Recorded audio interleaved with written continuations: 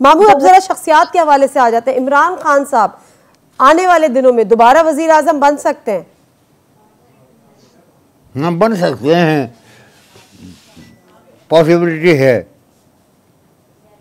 अच्छा, 2023 जी या उसके बाद?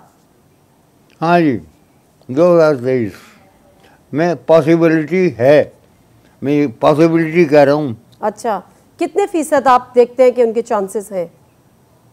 इसमें फीसद नहीं होता, क्या फीसद क्या होगा, काफ़ी हद तक में इसकी पॉसिबिलिटी है। ठीक है। अच्छा, दूसरी तरफ जो ये बातें भी आती हैं कि अब खान साहब को गिरफ्तार भी किया जा सकता है, वो सियासत से नाअहल भी हो सकते हैं, उनको अपनी पार्टी छोड़नी भी पड़ सकती है।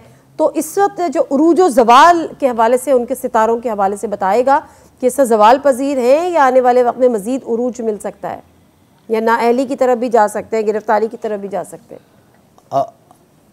बिल्कुल, ये कंडीशन ऐसी ही है। इमरान खान के लिए जितना इस वक्त राइजिंग टुकड़ा है, ये इस वक्त उन्हें उठा रहा है और काफ़ी हद तक उठा रहा है उन्हें और उनको राइज दे रहा है। ये बिल्कुल डाउन भी होने के इम्कान हैं 2023 में। तो बहुत इनको, इमरान खान को बड़ा संभल के चलना होगा ताकि जो इक़्तिदार, जो पोजीशन उनकी है वो ज़्यादा ख़राब ना हो। ठीक है, मतलब 2023 के हवाले से आप ये खान साहब के हवाले से कह रहे हैं कि उनको इंतहाई संभल कर चलना होगा, सोच समझ कर फैसले करने होंगे।